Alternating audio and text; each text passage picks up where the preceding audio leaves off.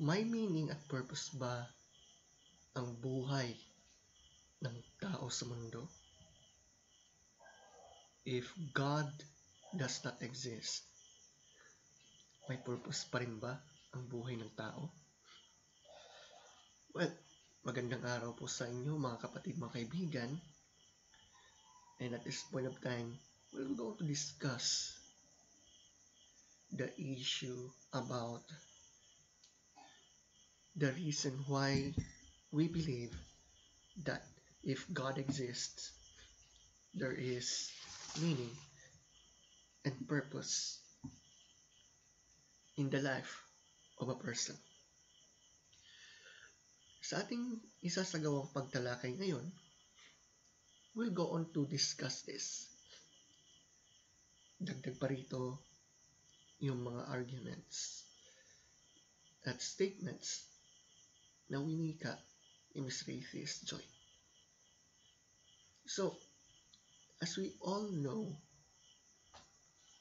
if God exists, mayroon tayong rason kung bakit tayo nabubuhay sa mundong ito.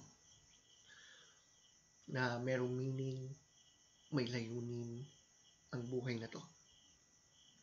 Well then, as we go to start this, let me point out, I am not saying na walang iniisip na layunin o purpose ang ating mga kaibigan from atheistic worldview. Siyempre, they will go on to say na may layunin sila sa kanilang buhay, may purpose sila. So, walang problema. Ang maging problema na if we take the meaning of atheism seriously, na kung walang Diyos, palagay ba natin mayroon talagang ultimate purpose sa buhay natin sa mundo? Kaya nga, we'll go on to discuss this. And then, what we're doing here is to react and respond the claims of Ms. Raythe's Joy once more. And to be clear, it is not meant to to make personal attacks on a certain person or whatever. We're not. We are doing this out of love by clarifying what Christianity really teaches and answer the objections. Yung mismo arguments po ang ating sinisilip. Yun lang. Now, if you're saying na nagsasayang daw ng oras, ganito o ganyan, then I have a question. Why are you wasting your time doing certain things that are not important? Well, then, we'll go on to discuss this right now. By this. What if, after a billion years na nasa heaven ka, masaya ka naman na kumakanta at nagwo-worship at nagbubunyi kay God. Pero what if, bigla kang napaisip at nagtanong ka kay Jesus? Sabi mo, hey Jesus, man, I love this heaven, this place, cool dito, masaya dito, wala akong reklamo. Pero it's been a billion years of praising and worship. Is there anything else to do? Siguro may natatawa sa inyo dyan, pero let me explain. Sa psychology, meron tinatawag na law of familiarization or habituation. Kung di nyo pa naririnig to, explain ko na mabilis. Mag-isip ka ng bagay na nabili mo or na-achieve mo. Yung pinangarap mo na nakuha mo. Cellphone, dream vacation, kotse, dream job, or partner. Tapos isipin mo yung naramdaman mong excitement, yung sobrang saya na feeling nung moment na nakuha mo yun. Naalala mo ba kung hanggang kailan tumagal yun? 2, 3 days, 2 weeks, 6 months, 1 year? Then after a while, pag ginagamit mo yung cellphone mo ngayon or yung kotse mo or pag pumapasok ka doon sa dream job mo, nararamdaman mo pa ba uli yung same level of excitement nung una mong nakuha yun? Malamang hindi na, di ba? Kasi daw, yung human emotion ay laging may baseline. Yung feeling na hindi ka masaya, hindi ka din malungkot. Sakto lang. So kahit ano pang level ng happiness mo or excitement ang naabot mo, babalik at babalik ka ulit sa baseline mo. Kahit anong high mo. Sa bagong cellphone or kotse mo, eventually magiging familiar ka na doon and it's just a normal, habitual thing sa buhay. Magiging no big deal na sa'yo at some point. At yan yung hindi maintindihan ng ibang tao. Kaya lagi silang naghahanap ng bagong sapatos, bagong gadget, at saan tayo uli magbabakasyon. Gusto nila maramdaman uli yung high na yun. Walang masama na mag-dream ka ng mga bagay na yan. Because it will make you happy. But don't expect that it will make you happy forever. Because almost all the time, it won't. Kasi most people, pag bumalik sila sa baseline after nung high excitement level nila, iisipin nila, ba't ganun? I feel empty again. Malungkot daw sila. Unless it's clinical depression, most of the time, people just go back to their baseline emotion or feeling. And it's okay. Bilin mo or gawin mo lahat ng gusto mo. Basta remember, you will always go back to your baseline. And that's the reality of being a human. Ganun lang talaga. Okay, before anything else, nagsimula siya sa video na to by, yes, you guess it, about certain person if he is in heaven. Mr. Atheist, so I'm making some sort of silly assumption here na pag ka nasa langit, okay, maging happy, ganito. And then, magtatanong sa Lord, ano yung gagawin ko? Hanggang dito na lang. Well, he was, you know what? Let's make it clear.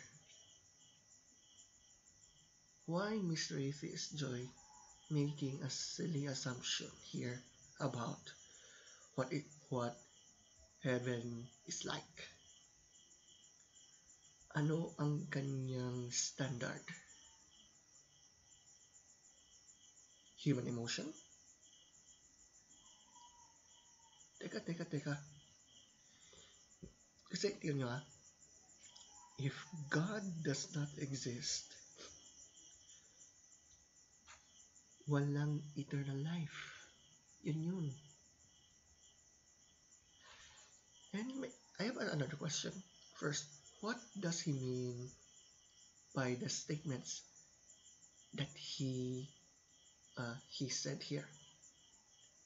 Pangalawa, how did he come to that conclusion that being in heaven with the Lord is boring?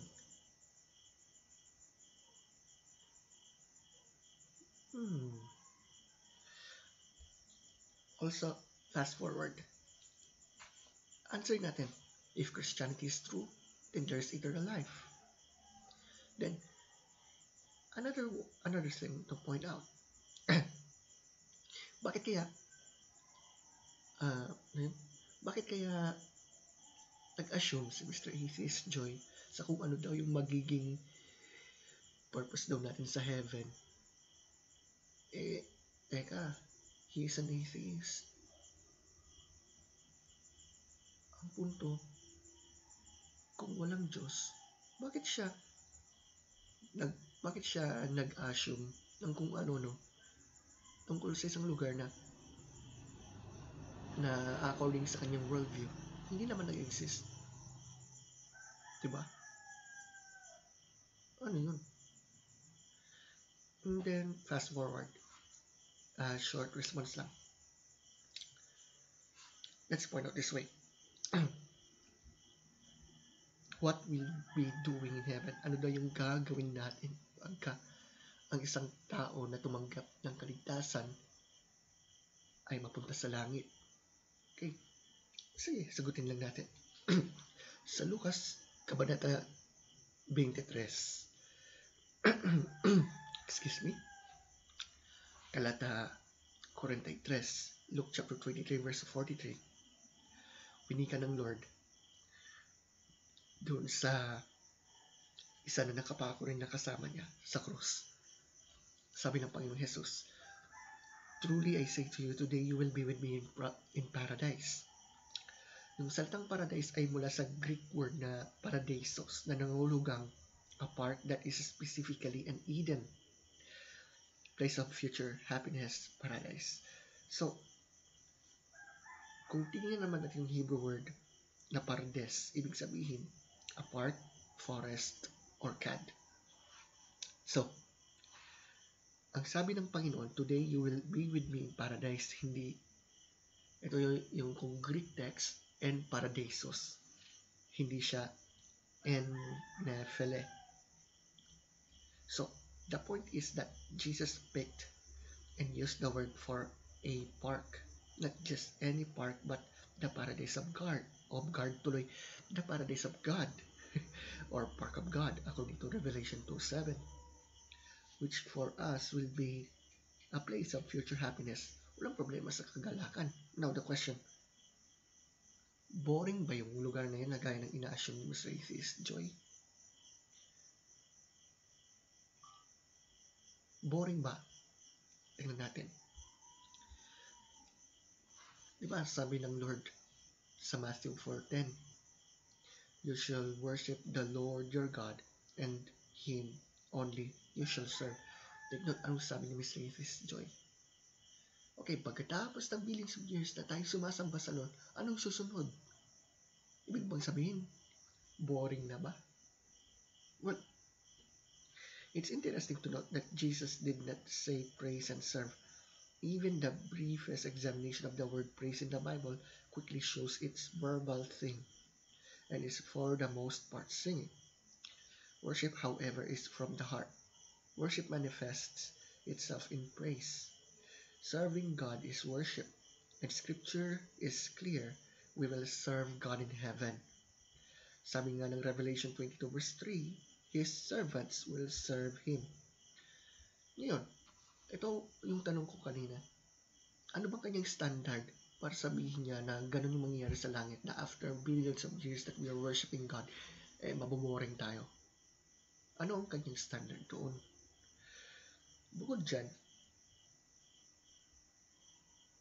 we are unable to fully serve God in this life due to sin. But in heaven, every curse will no longer be.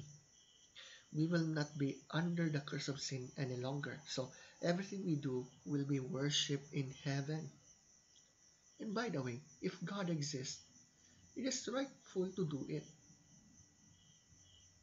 And by the way, anong purpose talaga ng tao sa mundo? Anong purpose ng life? Bakit ka nandito?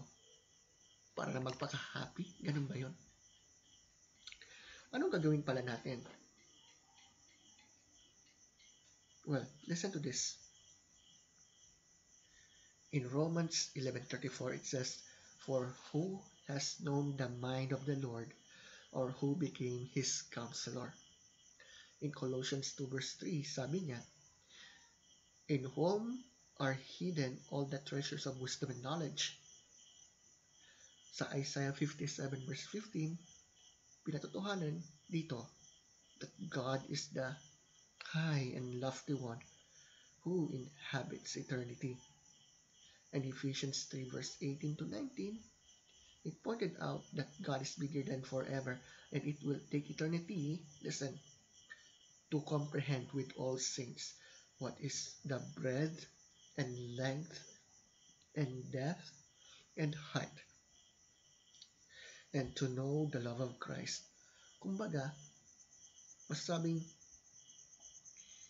isa sa mga gagawin pagka tayo ay kung may Diyos at kung may eternal life sa kanyang presensya, we will never stop learning.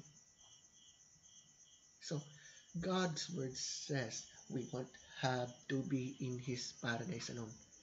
At sa 1 Corinthians 13 verse 12, sabi ni Pablo, I shall fully know even as I also am fully known. This would seems to indicate that we will not only know our family and friends, we will fully know them. Kumbaga, mas makikilala natin ito ng buo, yung mga kaibigan, kamag-anak, if God exists and if there's eternal life, di ba? Ang ganda doon. Sa muna yung sabi, wala nang kung ano mga lihim-lihim pa dyan when we are with the Lord forever. There's nothing to be ashamed of. There's nothing to hide.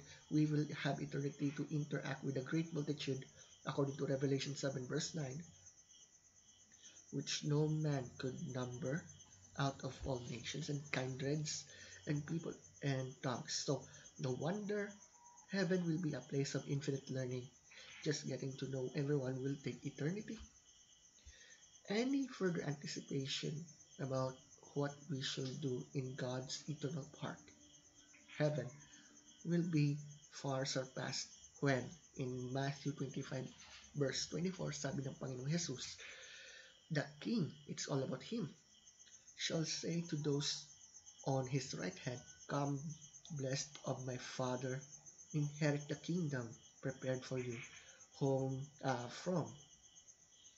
the foundation of the world.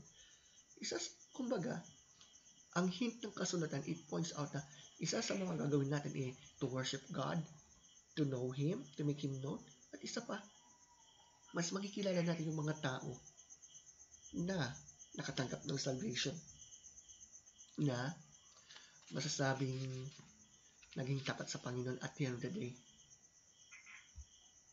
Now, Mr. Atheist Joy went on to make some sort of assumption na pagka daw nasa langit, after billions of years of worshiping God, ibig sabihin daw, makuboard tayo. Not really. And by the way, in Isaiah 6, in Revelation 4, kung mababasa natin yung tungkol sa mga seraphim, what did they do? They're focusing on glorifying God. They are saying, holy, holy, holy is the Lord God Almighty, who was, and He is to come. At dahil na-focus pa rin dyan ay ang Lord. Siyempre, hindi pa natin ma-comprehend ngayon because we are still on this earth. And then, take note, it only makes sense in Christianity. But in atheism, it doesn't. So, ano yung basis ni Mr. Atheist Joy about those things, doon sa mga examples na kanyang sinabi? Anyway, let's continue. So, ang point ko ay, kung ang meaning at purpose ng buhay mo ngayon ay mapunta sa langit at mabuhay dun forever, think again. Kung dadalhin mo pa din yung same na isip mo or consciousness mo ngayon dun sa langit, then dadating yung law of familiarization or habituation at some point, di ba? You know what? Yung sinasabing familiarization at habituation, if God exists and if there's eternal life, it doesn't matter. Nandun pa rin yung tinatawag na familiarization. Pero, hindi na ito tulad sa lupa. If God exists and if there's eternal life, all matters is about God and glorifying Him. Now, maybe, ewan ko kung saan niya narinig na kung ang purpose mo sa buhay ay mapunta sa langit, then think again. Well, tama naman yung sinabi niya. Think again. Kasi, listen to this. Sangayon sa panalangin ng Panginoong Hesus sa Ama when it was happened before He died on the cross and rose again from the dead, sabi niya sa Ama, now this is eternal life, that they know you, the only true God, and Jesus Christ, whom you have sent. What is the point of this passage? Okay, disclaimer lang. Doon sa mga nagsasabi na ang passage na to ay patunay daw na si Jesus ay hindi Diyos, think again. Basahin po ninyo yung mismong context. It does not prove what our anti-Trinitarian friends are saying. Eternal life is by knowing the Father and the Son, right? If Jesus is not equal with the Father in nature, then why in the name of common sense na binanggit ni Kristo ang kanyang sarili as the reason para ang tao ay magkaroon ng buhay na walang hanggan? Now, eternal life is by knowing God and the one He sent, Christ Jesus. It only makes sense in the light of the doctrine of the Trinity. Okay? So, ano yung purpose ng buhay? Let me quote Dr. Frank Turek's book, where it says, according to Christianity, the purpose in life is to know God and to make Him known. That does not mean merely acknowledging that God exists, but trusting in Him, knowing and following Him personally to become more like Jesus. At siya nga pala, concerning dun sa sinabi ni Mr. Atheist Joy na tungkol sa kung ano lang yung gagawin natin sa heaven tapos maboboard. Wait, di ba we quote John 17:3 kanina? Sabi pa ni Dr. Frank, notice that eternal life is not about a quantity of time, but the quality of knowing God. Abay, yun pala.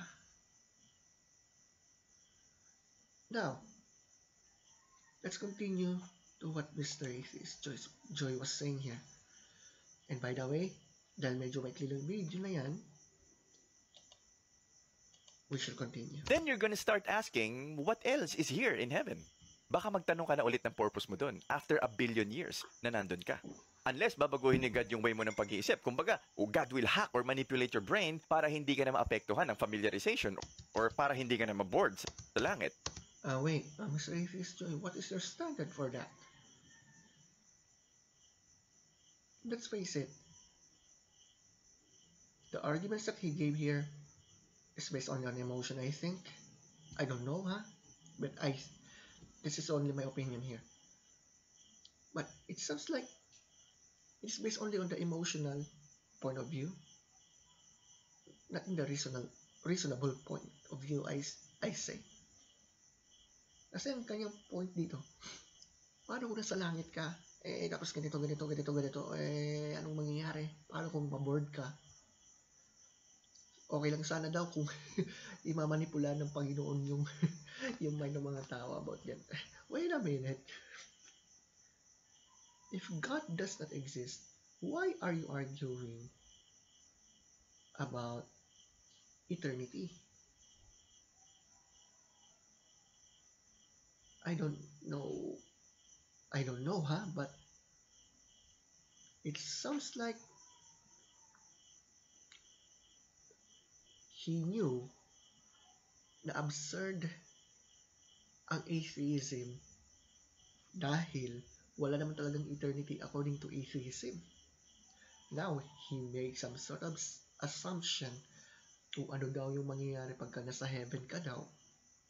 And then, after daw na worshipping some sort on billions of years, ibig sabihin, ano yung next? Anong standard niya? In that case, is that person still you? Wala ka nang pinag-iba sa nakadrugs. Laging high at lumulutang lang. Ano, ganun ba tayo sa heaven? Naka-ecstasy for eternity? High na high habang nagbo-worship? God forbid. It does not matter what you think, Mr. Atheist Joy. Kasi if atheism is true, anong standard mo sa pagsasabi na yung napag ka na sa langit para kang naka-ecstasy, para kang nakadroga? What is your standard? Ano pamantayan mo to argue it? To argue like that? What is your ultimate standard to say that those who are with the Lord were like being in the influence of forbidden drugs? God forbid. Take note. Kung ang atheism ay totoo, if atheism is true, then yung mga sinasabi ni Mr. Atheist diyan sa video na yan, abay, katawa-tawang opinion lang yan. Opinion lang. Anyway. Siguro sasabihin ng ibang believers dyan, hindi mangyayari yon kasi that will never happen kasi God knows what's best for us. And it's still better than masunog ka sa hell. Maybe. And yes, that's true. It wouldn't be good na masunog forever. But then again, remember, low familiarization and habituation. Siguro after a billion years burning in hell, mainit pa ba yun? At some point, I think masasanay ka na, di ba? Baka magsisindi ka pa ng yosi doon sa apoy. I'm just saying. And also, kaya mo bang mabuhay sa langit ng masaya knowing na yung God mo sent people to burn in hell na let's say nabuhay naman ng mabait at may respeto sa kapwa pero mali lang yung posisyon nila ng pagdadasal or nagsuot sila ng bawal na damit or may nasabi sila ng maling salita na wala namang nasaktan na ibang tao pero yung God mo for some reason sinunog pa rin niya yung mga tao na yon sa hell. Can you really be happy in heaven worshiping and praising that kind of God? Kaya pag may kausap ako na religious at sinasabi sa akin na dapat isipin ko daw yung possibility of heaven, wala naman daw mawawala kung maniniwala, well, hindi ako affected eh. Kasi unang-una wala tayong ebidensya na nag-i-exist yan. Pangalawa, even if it does exist, hindi siya nakaka-excite para sa akin. Well, first, on the point of view of Mr. Atheist Joy, hindi raw nakaka-excite sa langit. Second, sabi niya, if heaven exists, tapos nakita na pinapadala daw ng Diyos yung mga tao sa impyerno, even though mabait. But here is the point na tila baga na-miss ni Mr. Atheist Joy. Number 1, if atheism is true, opinion niya ulit yan. Actually, sa kanyang video, ayon sa opinion. Therefore, kung totoong atheism, yung kanyang sinasabi about heaven and hell, ay pawang opinion niya yun. Point 2, ang Diyos ba ang nagpapadala ng mga tao sa impyerno? No. Does our atheist friends, saying about that for a moment? Alam mo ba ni Mr. Atheist Joy tungkol sa free will? Kasi please guys, listen to this. If God does not exist, yung buhay mo, dito lang yan. Dito lang sa mundo. And when a person died, if atheism is true, wala. Wala lang. Diba? Now, did God really send people to hell? No. Paano ko nasabi? Yung sinasabi niya na, maraming tao na umaasa ng langit or what? No! Ang daming tao na ayaw sumunod sa Panginoon. There are others that, tatanong ko lang, if Christianity were true, would you become a Christian? Kung tao nagsasabi ng no, then, isang ibig sabihin nun, free will. Desisyon ng tao yan eh. At bukod dyan, yung tungkol naman sa impyerno, hindi naman pinapadala ng Panginoon yung mga taong yan sa impyerno. Hindi po basis yung kung mabait siya, kung meron siyang magagandang ginagawa, which is, although mahalaga naman, hindi po yung basis ng Panginoon dyan. Ang basis ay kung tinanggap ng tao yung libreng regalo ng Diyos na buhay na walang hanggan sa pamamagitan ni Kristo Jesus. Take note, ang sabi ni Pablo, all have sinned and fall short of the glory of God. Kaya, yung sinabi ni Mr. Atheist Joy about doon, it is not true after all. At kung basahin niyo yung Luke chapter 16 tungkol sa mayaman at si Lazaro, anong sabi ng mayaman kay Lazaro? Nung time na yun na when the when they were both died, anong sabi ng mayaman? Doon sa figure na Father Abraham doon sa kwento ng Panginoong Jesus. Amang Abraham, padalahan mo dito si Lazaro. Ganito. Kasi nahihirapan ako. Di naman sinabi ng mayaman na, hindi ako karapat-dapat dito, ganito. No.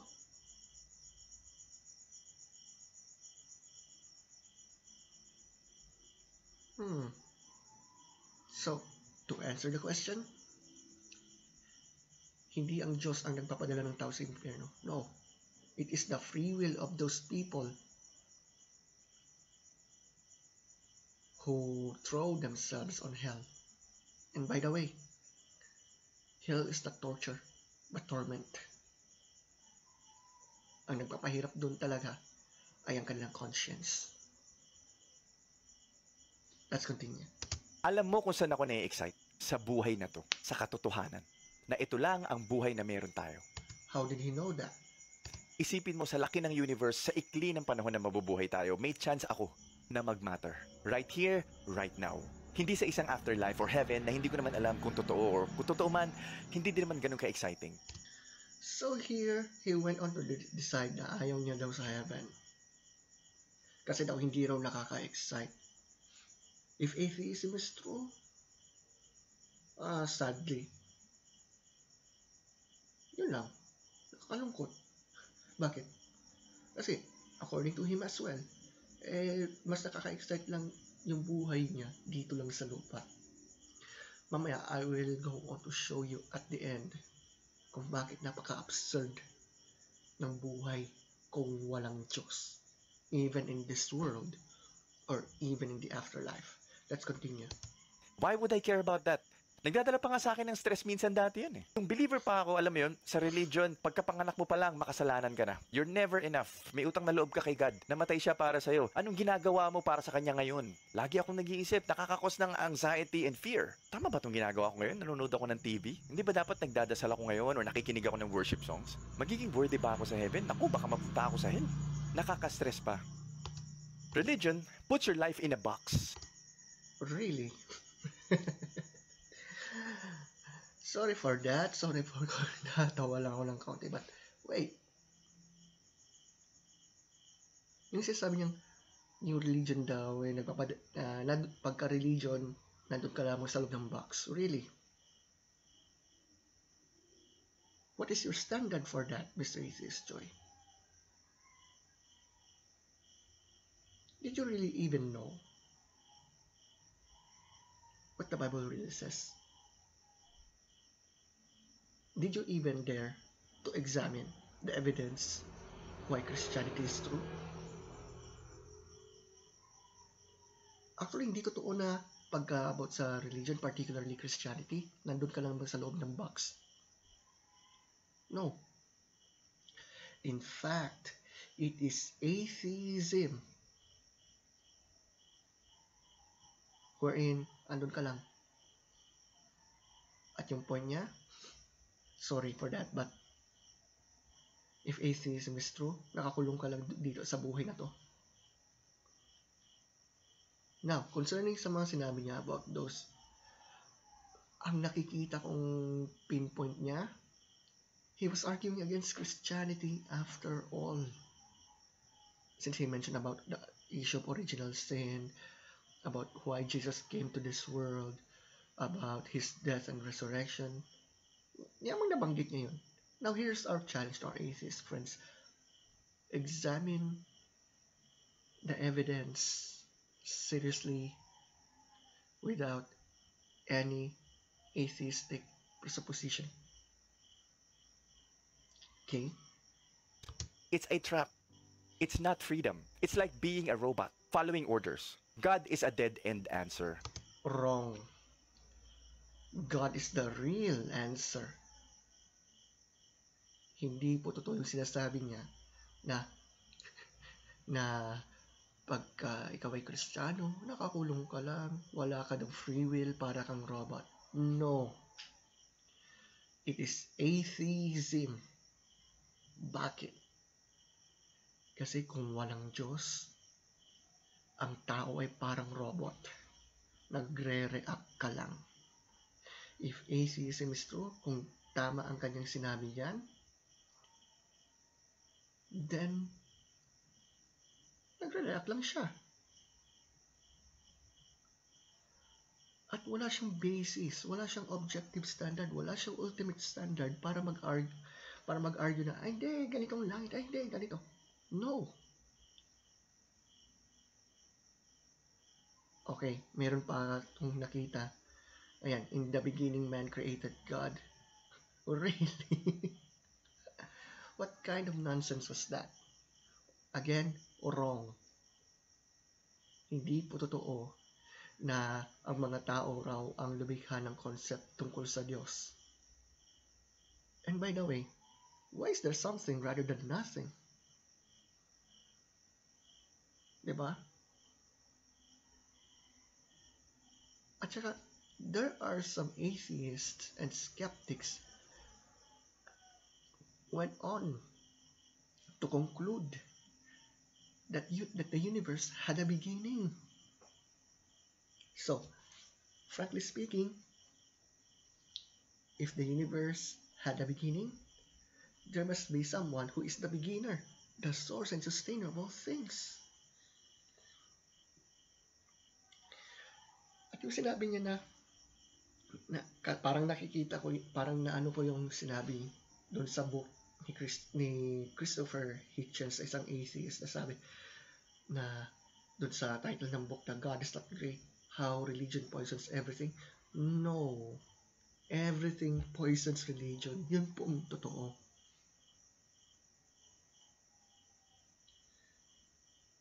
Let's continue. Because you cannot prove or disprove God. What you get is people talking about their gods and the meaning that their God gave their lives.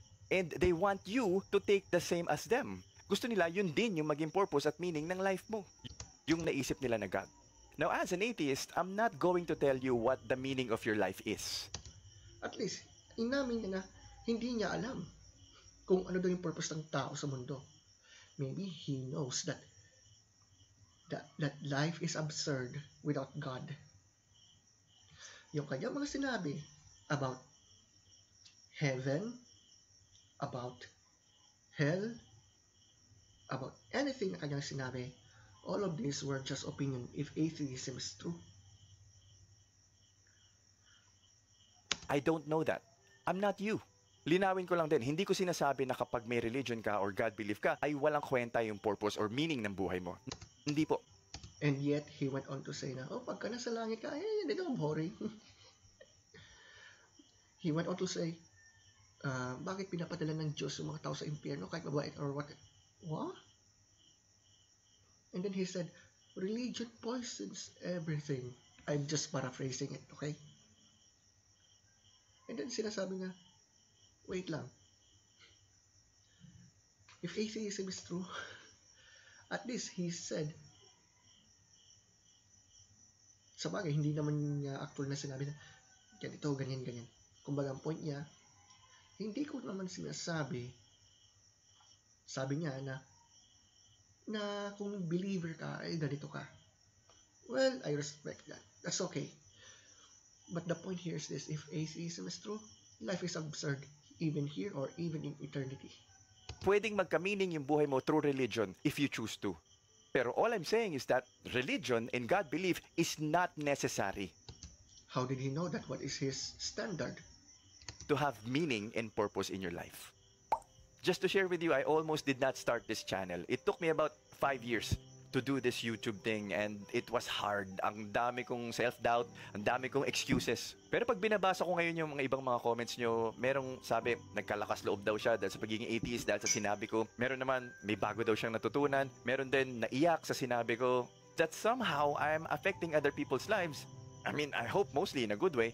Well, dito sa maliit na channel na to, it added another meaning and purpose to my life. So, kailangan mo bang gumawa ng sarili mong YouTube channel din? Why not? Pero alam ko na kahit hindi ko ginawa tong YouTube channel na to, I know, yung buhay ko, yung existence ko, kahit ordinaryo lang, may meaning ang buhay ko sa realidad. Sa anak ko, sa asawa ko, sa pamilya ko, sa ilang mga kaibigan ko. Yung mga experiences namin, yung mga conversations, the drinking, the laughter, the vacations, the sadness, the boredom, the excitement, lahat yun. Kahit alam ko na napakaikli lang ng buhay ko sa napakaliit na space sa buong universe, it matters. Because I can make it matter. I have the power to make it matter. You have a power to make it matter.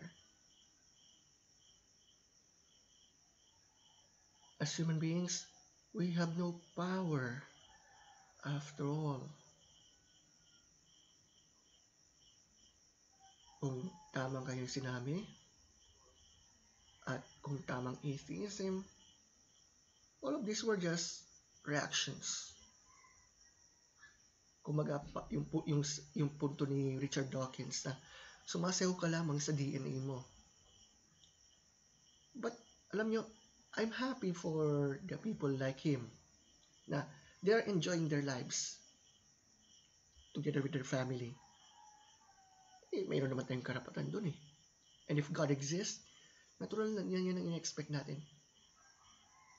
But if atheism is true, wala lang. Absurd. Well, let's continue.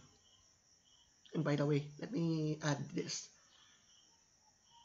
Wala namang problema about doon sa pagiging happy kasama ng iyong mga kapag-anak, pamilya. Sabagay, he also acknowledges na maikli lamang buhay natin sa mundong ito. Now, Kristiyano ka man o skeptic ka man, aminin natin, hindi tayong sentro ng universe. We are not the center of the universe. We are not. Well, let's continue. Right here, right now. At hindi sa isang faraway imaginary future afterlife na I don't even know if it exists. So, what's the meaning and purpose of life? The answer is, there's no one single answer. And you will have to find and give that answer. Okay, parang point niya dito, wala daw talaga tayong ultimate purpose sa buhay na to. Ikaw lang daw na tao makakahanap. Partly speaking, sa bagay, correct naman siya. But here's the point. According to the scriptures, seek God. Diba? And let me add in Hebrews chapter 11 verse 6 na kung saan ganitong sabi,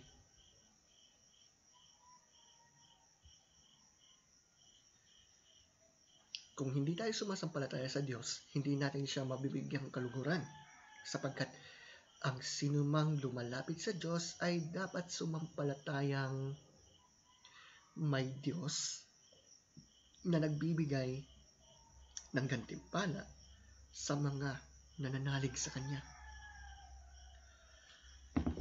Maybe I would like to end this up kasi mukhang ito na yung pinaka-point ng kanyang video. Ang point niya, ikaw at ikaw pa rin yung hahanap dun. However, let's face it, if atheism is true, wala. We're just moist robots. That's it. Yun lang.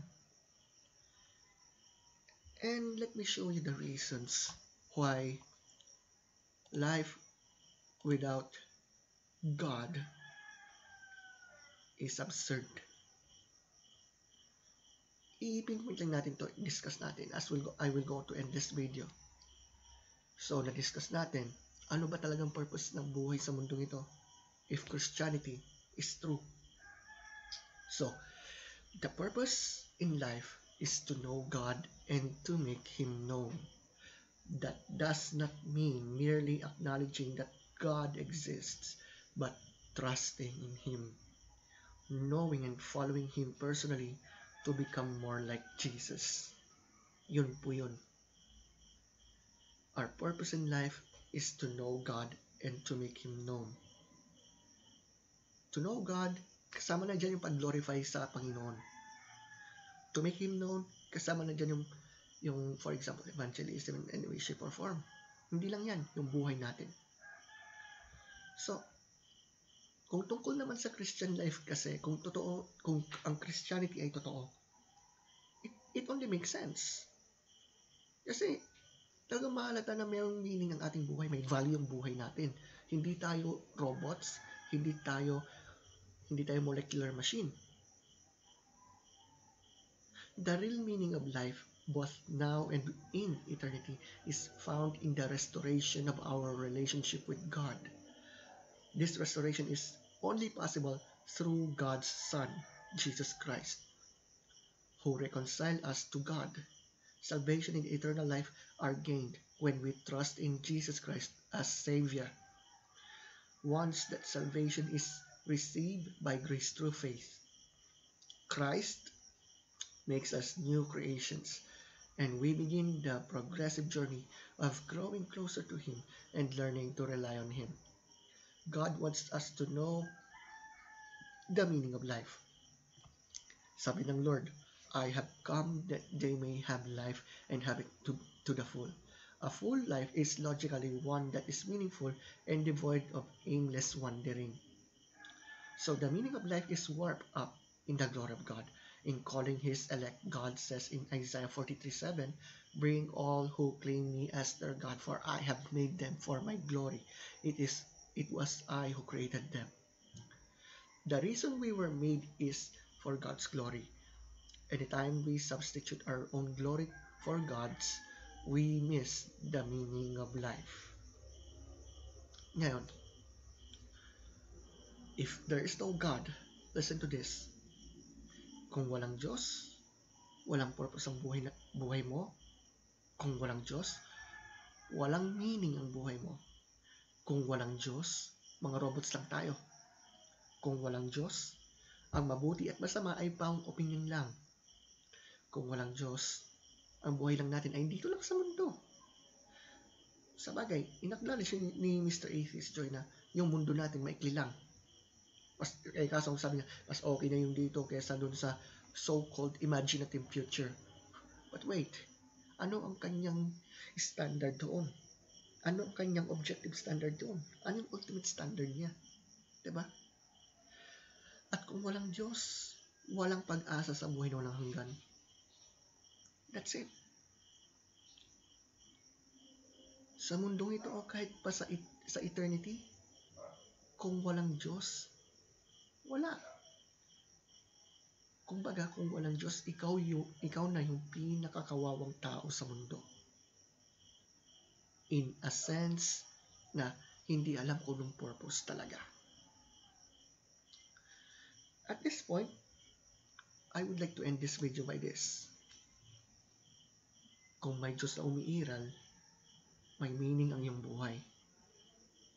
Kung ang Biblia ay reliable, tayo makapagtitiwala sa mga pangako ng Diyos. Kung si Jesus ay muling nabuhay, mayroong pag-asa sa buhay na walang hanggan. Kung mayroon talagang himala, then God will make a way. At kung totoong Christianity, may purpose ang ating buhay, which is to know God and to make Him known. To glorify Him and to let others know who God is. My dear friends, if atheism is true, we're just moist robots. We're just dancing in our DNA, kung totoo yun. Pero, kung ang Christianity ay totoo, then we have purpose in life.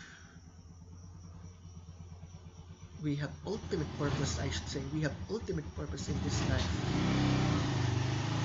And we need to think about it. Kasi, kung walang Diyos, paano yan? Napaka-absurd. If God doesn't exist, let me quote Dr. William Lane Craig here. If God does not exist, then both man and the universe are inevitably doomed to death. Man, like all biological organisms, must die. With no hope of immortality, man's life leads only to the grave. His life is but a spark in the infinite blackness, a spark that appears, flickers, and dies forever. Therefore, everyone must come face to face with what theologian Paul Tillich has called the threat of non-being. Gusto ba natin yung ganun? But if Christianity is true, only points out that we have purpose in life. But it's all of you who decide. Tayo lang din ang magpapasya diyan. I would like to end this up here. Here's our challenge here. I recommend everyone to examine both sides here. If Christianity is true, then God exists.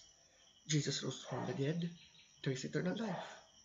If God does not exist, what is the purpose of life then? Well, it's up to you who will go on to decide. But for all of this, my friends, if Christianity is true, all that we have said here can be examined by means of looking at the evidence. Well, that's all for now. Lord willing, meron tayong mga may tatalakay po na iba pa. So that's all for this hour. Pasensya na po sa mga aso na napakaingay ngayon sa tabi-tabi or whatever, but that's okay. Well, that's all. God bless you guys and have a great day.